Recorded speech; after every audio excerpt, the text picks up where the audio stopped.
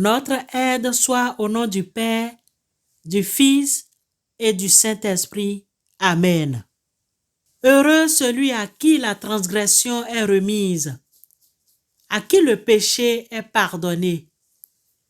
Heureux l'homme à qui l'Éternel n'impute pas d'iniquité et dans l'esprit duquel il n'y a point de fraude. Tant que je me suis tu, mes os se consumaient. Je gémissais toute la journée, car nuit et jour, ta main s'appesantissait sur moi. Ma vigueur n'était plus que sécheresse comme celle de l'été. Je t'ai fait connaître mon péché, je n'ai pas caché mon iniquité. J'ai dit, j'avouerai mes transgressions à l'Éternel, et tu as effacé la peine de mon péché. Qu'ainsi tout homme pieux te prie au temps convenable. Si de grandes eaux débordent, elles ne l'atteindront nullement. Tu es un asile pour moi, tu me garantis de la détresse, tu m'entoures de chants de délivrance. Je t'instruirai et te montrerai la voie que tu dois suivre. Je te conseillerai, j'aurai le regard sur toi.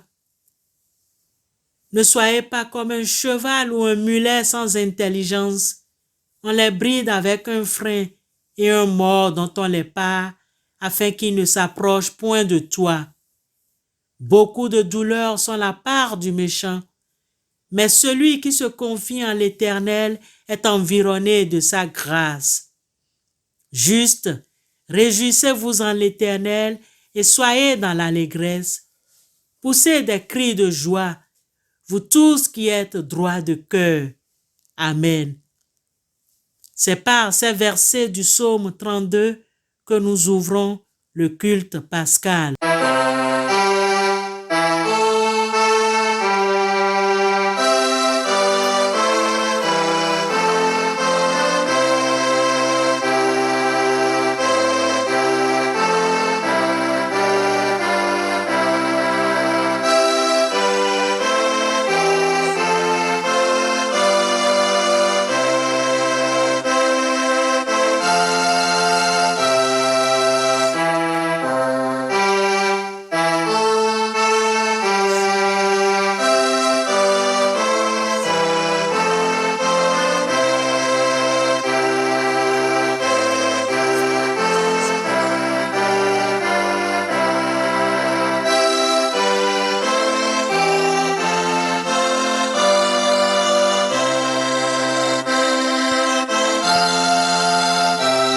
Dans le Seigneur, proclamons la grâce de Dieu en ce dimanche où nous célébrons la vie. Christ est ressuscité. Il est vraiment ressuscité. Alléluia. Jour d'allégresse et jour de joie. Christ est ressuscité. Il nous conduit de la mort à la vie. Christ est ressuscité. Les chrétiens du monde entier sont en fête. Christ est ressuscité. Alléluia. Oui, Christ est ressuscité. Il est ressuscité. Alléluia. Chantons le numéro 559. Ouvrez-vous, portes du tombeau.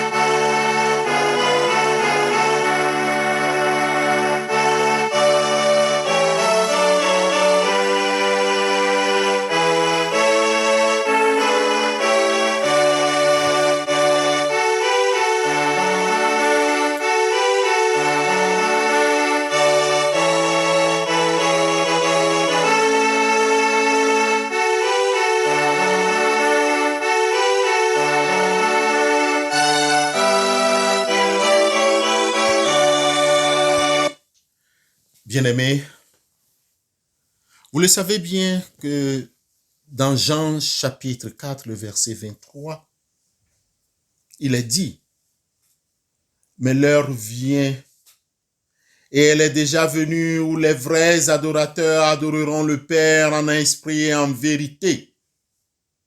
Car ce sont là les adorateurs que le Père demande. En ce dimanche pascal, dimanche où nous sommes confinés, dimanche où les lieux de culte, les salles de réunion sont fermées, mais nous sommes là en train d'adorer le Seigneur selon cette parole. Oui, l'heure vient et elle est déjà venue où les vrais adorateurs adoreront le Père en esprit et en vérité. C'est pourquoi, dans nos maisons, dans nos cœurs, dans nos pensées, seuls ou en famille, nous adorons notre Père aujourd'hui.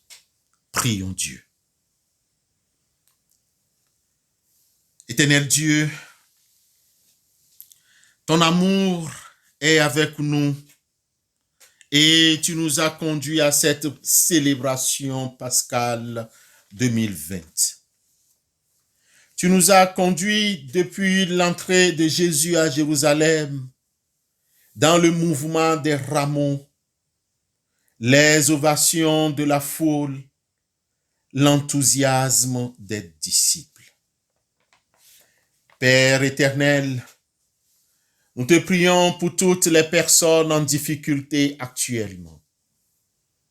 Nous soumettons à ta divine guérison les malades qui sont dans les hôpitaux, dans les centres de santé, dans les maisons et les malades qui s'ignorent.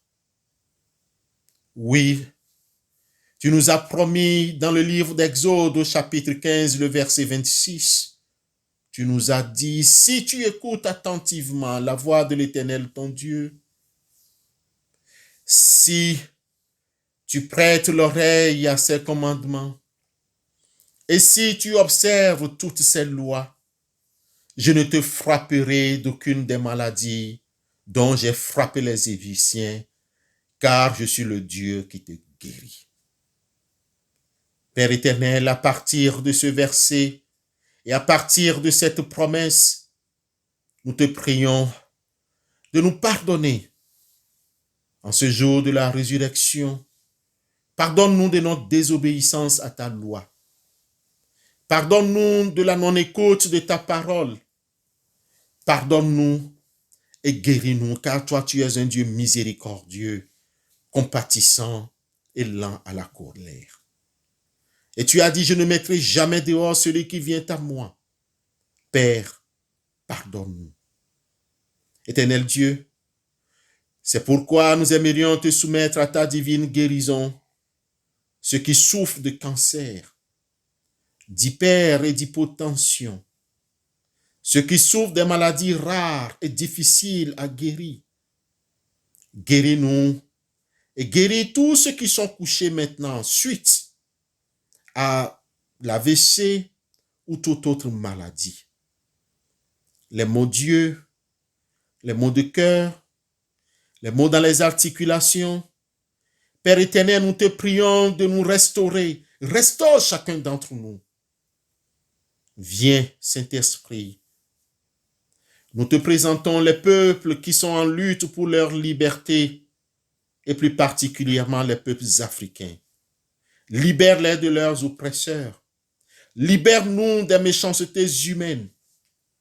Père éternel, n'est-ce pas que dans l'épître de Paul aux Romains, au chapitre 1, les versets 27, n'est-ce pas, toi-même tu as dit, les hommes ont changé la vérité en mensonge et ils ont changé la gloire de Dieu incorruptible en image représentant l'homme corruptible, des desseins et des vérités.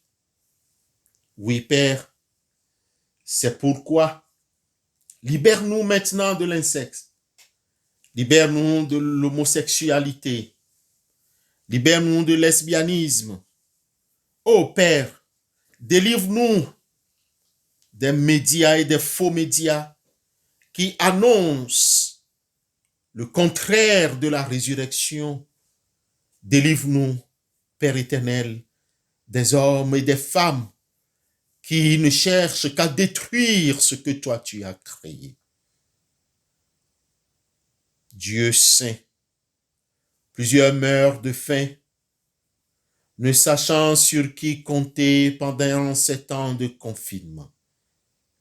Les plus riches veulent encore tenir les pauvres en esclavage. Pardonne-nous et délivre-nous. Oui, Père éternel, Dieu, tu as dit dans ta parole, tu mangeras ton pain à la sueur de ton front. Oui, Père éternel, nous t'en supplions.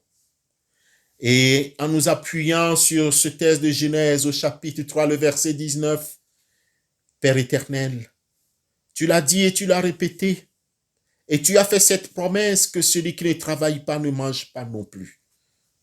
Mais à cause de cette pandémie, on nous demande de rester dans nos maisons. Ô Père éternel, les lieux de réunion, les lieux de culte sont fermés, mais nous t'adorons dans nos cœurs, car nous sommes le temple du Saint-Esprit. Seigneur, délivre-nous de cette calamité et sauve ton peuple. Nous te prions pour nous tous, et particulièrement pour ceux et celles dont le monde disparaît sous leurs yeux à cause de la pandémie, du génocide, du racisme, de crimes humains, de chômage, de la maladie. Ô Père, nous aimerions te soumettre maintenant ceux qui ont perdu leur être cher et qui sont dans la tristesse. Père éternel, console-les. Viens, nous t'en supplions, comme l'aube d'un nouveau jour, pour nous sauver, nous illuminer. Toi qui as vaincu la mort, Dieu créateur, suscite une nouvelle naissance, suscite une nouvelle croissance et fais disparaître les projets du malin sur tes enfants. Nous te prions maintenant pour l'écoute de ta parole et pour la prédication. Bénis le canal que tu veux utiliser pour nous parler dans quelques minutes. Père éternel, bénis ta servante, bénis la lecture de ta parole. Permets que nous puissions lire et écouter et graver cette parole dans nos cœurs pour que nous puissions vivre selon ta volonté. Merci Père, à toi seul l'honneur, louange, la gloire pour les siècles des siècles. Amen. Nous chantons le numéro 120. Tu dors dans ce tombeau. Jésus, mon frère, Jésus est ressuscité. Pour toujours, l'enfer est dompté.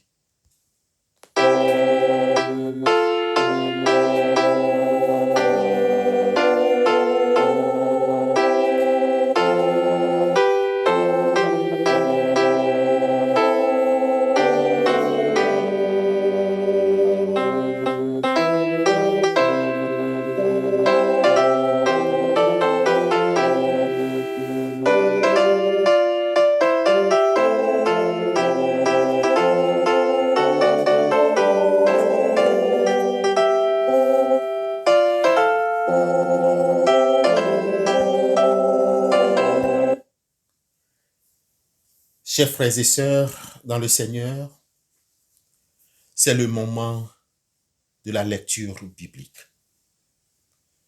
Pour la circonstance, et pendant cette fête de la vie, fête de la résurrection, nous avons à vous proposer 3 textes. Le premier texte biblique se trouve dans le livre d'Ésaïe au chapitre 53 les versets 1 à 12. Ésaïe 53, 1 à 12. Le deuxième texte que nous allons lire ensemble avec vous, que nous vous demandons de préparer, se trouve dans la première lettre de Paul aux Corinthiens, au chapitre 15, les 20 premiers versets. 1 Corinthiens 15, les 20 premiers versets. Et enfin, l'évangile selon le rapport de Matthieu 28, les 15 premiers versets. Matthieu 28, 1 à 15. Lisons ensemble 1 Corinthiens 15, les 20 premiers versets. Là, il est écrit: Je vous rappelle, frères, l'évangile que je vous ai annoncé, que vous avez reçu, dans lequel vous avez persévéré et par lequel vous êtes sauvés, si vous le retenez tel que je vous l'ai annoncé. Autrement, vous aurez cru en vain. Je vous ai enseigné avant tout, comme je l'avais aussi reçu, que Christ est mort pour nos péchés selon les Écritures, qu'il a été enseveli et qu'il est ressuscité le troisième jour selon les Écritures, et qu'il est apparu à Céphas puis aux 12. Ensuite, il est apparu à plus de 500 frères à la fois, dont la plupart sont encore vivants et dont quelques-uns sont morts. Ensuite, il est apparu à Jacques, puis à tous les apôtres. Après eux tous, il m'est aussi apparu à moi comme à l'avorton, car je suis le moindre des apôtres. Je ne suis pas digne d'être appelé apôtre parce que j'ai persécuté l'Église de Dieu.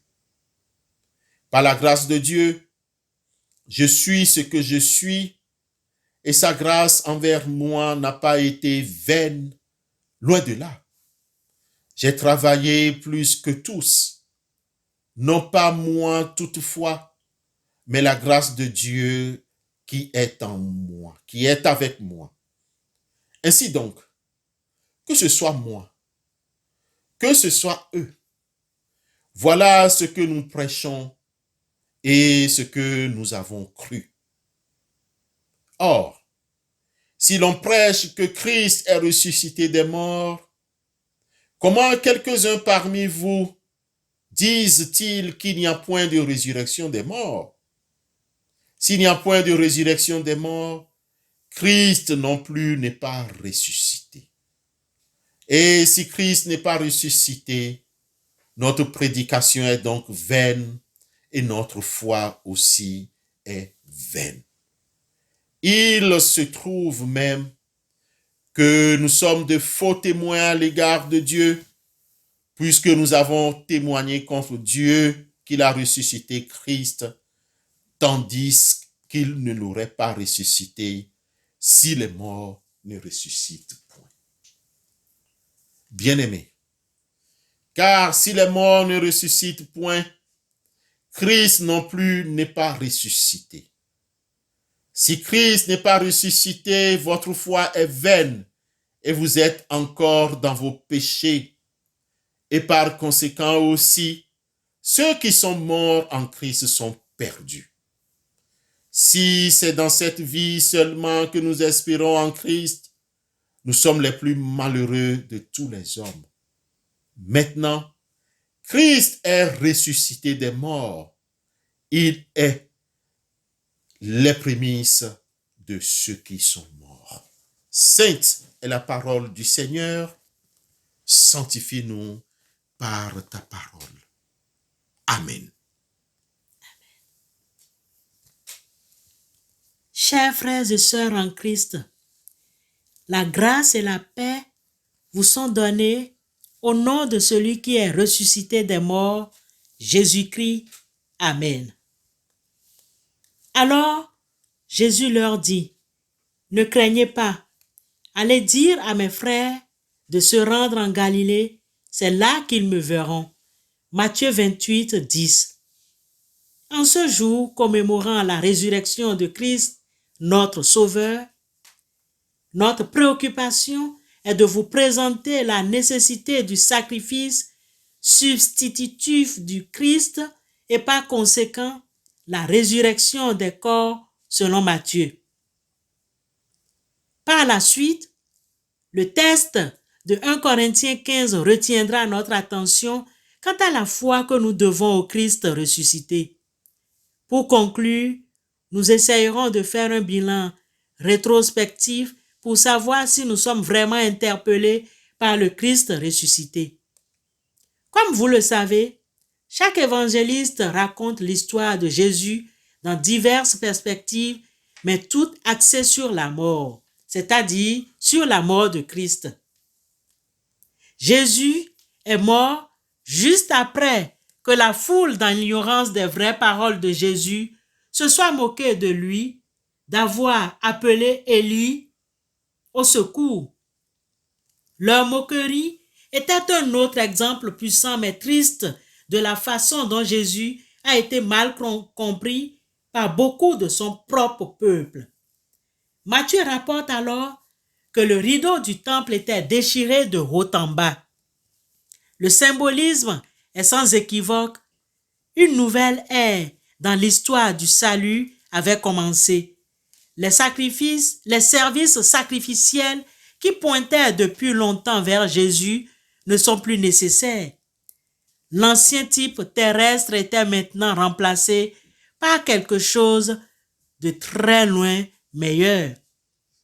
Matthieu rapporte non seulement la déchirure du voile, mais aussi des rochers fendus, l'ouverture des tombes et la résurrection de certains morts. Des événements qui se produisaient seulement à cause de ce que Jésus avait accompli en mourant en notre faveur. Donc ici, dans Matthieu, nous pouvons voir les choses se produire telles que l'ancien système lui-même ne pouvait jamais avoir causé. Car il est impossible que le sang des taureaux et des boucs ôte les péchés. Hébreux 10, 4. Bien sûr, Jésus seul pouvait ôter les péchés. Et pour nous, le grand résultat, la grande promesse de Jésus d'ôter nos péchés est la résurrection des morts. Sans cette promesse, nous n'avons rien. 1 Corinthiens 15, 13, 14 et 19.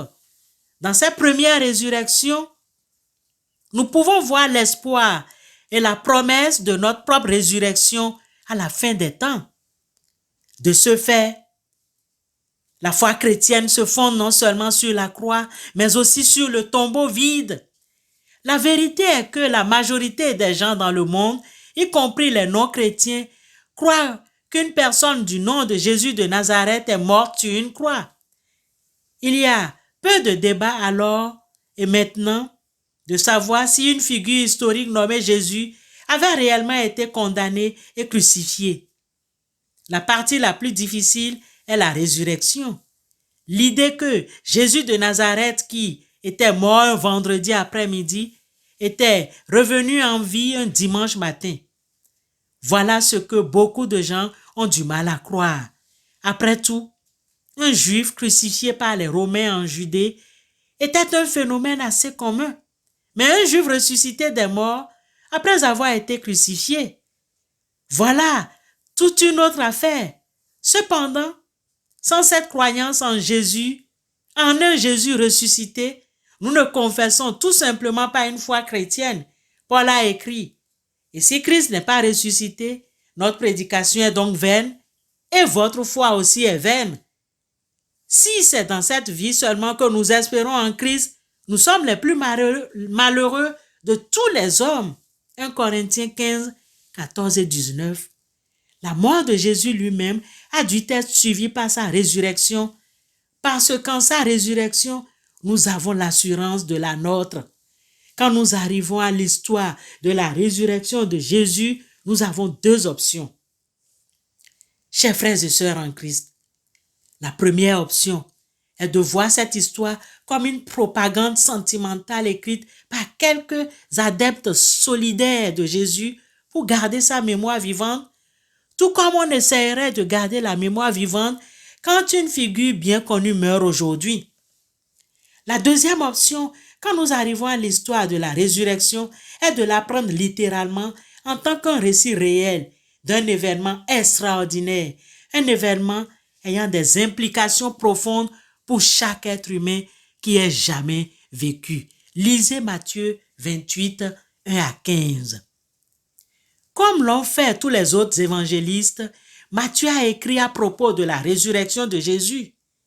En outre, tout comme ses collègues écrivains, il n'a rien écrit de la signification de la résurrection elle-même.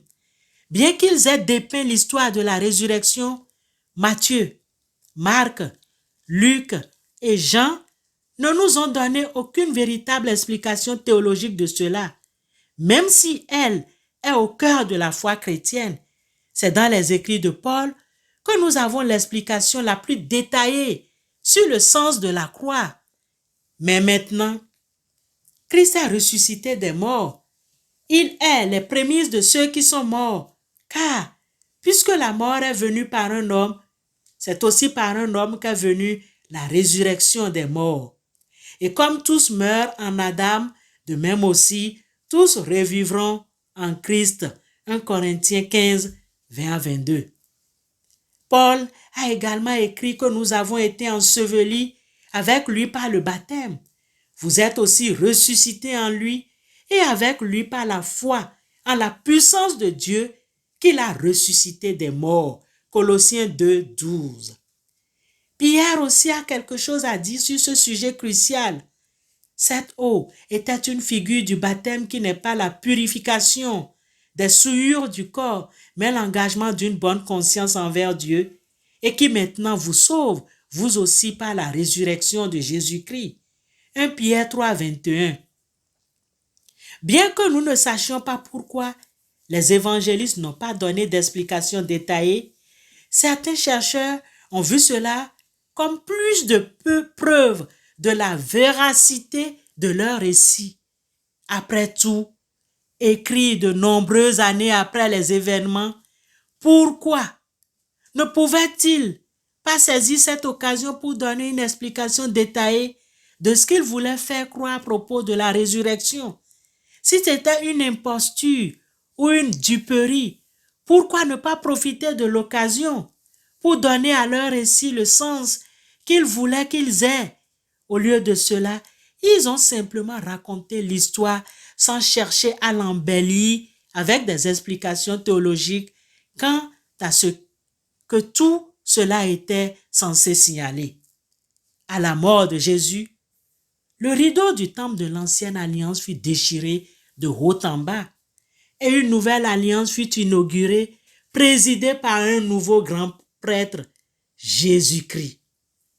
Ainsi donc, frères, puisque nous avons au moyen du sang de Jésus une libre entrée dans le sanctuaire, par la route nouvelle et vivante qu'il a inaugurée pour nous, au travers du voile, c'est-à-dire de sa chair, et puisque nous avons un souverain sacrificateur établi sur la maison de Dieu. Hébreux 10, 19 à 21. Comment vous sentez-vous en réalisant que Christ lui-même sert maintenant comme votre souverain sacrificateur, frères et sœurs? Comment les titres de cet évangile nous aident à mieux comprendre ce que cela signifie d'être chrétien et de suivre les enseignements de Jésus? Que nous indique le passage sur les souffrances du Seigneur sur la croix? Bien-aimés,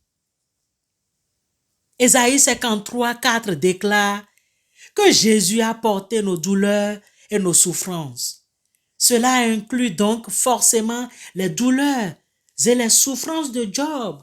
Et pas seulement celles de Job, mais celles du monde entier, celles de vous et moi. C'est pour le péché de tous les humains que Jésus est mort sur la croix. Il n'y a qu'à la croix que le livre de Job peut donc être mis dans sa juste perspective, car c'est là que le même Dieu qui s'était révélé à Job le Dieu qui enseigne à l'aigle comment voler, le Dieu qui assemble les quarks, a souffert plus que tout être humain, y compris Job, n'a jamais souffert ou ne pourra jamais souffrir. Les chagrins et les deuils que nous vivons individuellement, les maladies, les difficultés que nous vivons tout le temps, il les a pris tous ensemble. Personne ne peut donc faire de sermon à Dieu sur la souffrance, pas quand dans son humanité, il a pris sur lui l'ensemble de toutes les souffrances que le péché a entraînées autour du globe. Nous ne connaissons que nos propres deuils, nos propres chagrins. À la croix, Jésus les a tous vécus. Jésus lui dit, « C'est moi qui suis la résurrection et la vie. Celui qui met sa foi en moi, même s'il meurt, vivra. » Jean 11, 25. Les humains ont une répulsion innée pour la mort parce que nous avons été créés uniquement pour vivre et jamais pour mourir. La mort est une intruse. Elle n'aurait jamais dû l'être. C'est pourquoi, durant son ministère terrestre, Jésus a montré une immense compassion envers ceux qui étaient endeuillés. Quand il a vu la veuve de Naïn accompagner son seul fils jusqu'à sa dernière demeure, il fut ému par elle et lui dit, « Ne pleure pas. » Luc 7, 13. Au père brisé d'une fillette de 12 ans qui venait de mourir, le Christ dit, « Sois sans crainte, crois seulement. » Marc 5, 36. Chaque fois que la mort frappe nos bien-aimés, Jésus est ému de tendresse par notre chagrin. Son cœur compatissant pleure avec nous. Mais le Christ fait bien plus que pleurer. Ayant conquis la mort par sa propre mort et sa résurrection, il possède les clés de la mort et il promet de ressusciter quiconque croit en lui pour lui donner la vie éternelle. C'est de loin la plus grande promesse que nous avons reçue dans la parole de Dieu. Autrement, si la mort avait le dernier mot, notre vie et tout ce que nous avons accompli serait vain. Bien-aimés, chers frères et sœurs en Christ, pour tout chrétien, le Christ est la résurrection et la vie. Par le Sauveur ressuscité, nous retrouvons la vie que le péché nous a fait perdre. Le Christ possède en lui une vie qui lui permet de ressusciter qui il veut et d'une façon conditionnelle. Tous ceux qui ont fait la volonté de son Père. Le Christ a brisé le carcan du tombeau. Le scellement posé par les Romains a cédé. Le tombeau s'est ouvert. Et Jésus déclare dans Apocalypse 1:18, aujourd'hui, c'est moi qui suis le vivant. Je suis mort, mais je suis vivant à tout jamais. Alléluia. Gloire à Dieu. Dieu est vivant. Le Seigneur ressuscité frappe à votre cœur. Il frappe à ton cœur. Il frappe à mon cœur. Il nous demande de croire en lui et nous aurons la vie éternelle. Que devons-nous faire, chers frères et sœurs en Christ? En ce jour de Pâques, nous devons déposer tout au pied de sa croix. Tous nos fardeaux, nos maladies, notre ancienne vie, basée sur la méchanceté, l'hypocrisie, la jalousie, la haine, la médisance, la colère, la maladie et tout le fardeau que le monde porte maintenant, nous devons déposer tout au pied du divin Maître et vivre en harmonie avec l'Esprit du Seigneur. Que le sang de Christ versé pour nous, nous garde, nous délivre et nous libère. Jésus est ressuscité. Oui, il est vraiment ressuscité. Amen. Prions Dieu. Père éternel, nous te remercions pour la victoire que tu nous as donnée. En toi, nous vivons. En toi, nous savons maintenant que nous avons la vie et la vie éternelle. Grave ce message dans nos cœurs. grave ta parole, afin qu'en vivant, nous sachions que même à la mort, nous sommes en vie. Béni sois-tu et libère-nous au nom et pour l'amour de ton Fils Jésus-Christ. Dans l'impossibilité de continuer à te présenter des sujets, nous te prions, Éternel, de nous écouter, car nous aimerions résumer toutes nos requêtes dans la prière que tu nous as apprise en ces mots. Notre Père, qui es aux cieux, que ton nom soit sanctifié, que ton règne vienne, que ta volonté soit faite sur la terre comme au ciel. Donne-nous aujourd'hui notre pain de ce jour. Pardonne-nous nos offenses, comme nous pardonnons aussi à ceux qui nous ont offensés. Ne nous soumets pas à la tentation, mais délivre-nous du mal, car c'est à toi qu'appartiennent le règne, la puissance et la gloire au siècle des siècles. Amen. Écoutons les exhortations et recevons la bénédiction de la part de Dieu. Jésus lui dit, « C'est moi qui suis la résurrection et la vie. Celui qui met sa foi en moi, même s'il meurt, vivra. » Amen. Que l'Éternel t'exauce au jour de la détresse, que le nom du Dieu de Jacob te protège, que du sanctuaire il t'envoie du secours, que de Sion il te soutienne, qu'il se souvienne de toutes tes offrandes et qu'il agrée tes holocaustes, qu'il te donne ce que ton cœur désire et qu'il accomplisse tous tes desseins. Nous nous réjouirons de ton salut. Nous lèverons l'étendard au nom de notre Dieu. L'Éternel exaucera tous nos vœux. Éternel, nous mettons notre foi en toi. Que ta paix nous accompagne tous les jours de notre vie et que Jésus-Christ, par la lumière de son Esprit Saint, nous éclaire, qui nous illumine, qui nous fortifie, qui nous délivre du mal. Recevez la paix du Christ. Amen. Amen. Bon dimanche pascal et bonne fête à vous. Nous chantons pour terminer, brisant ces liens funèbres, le numéro 110.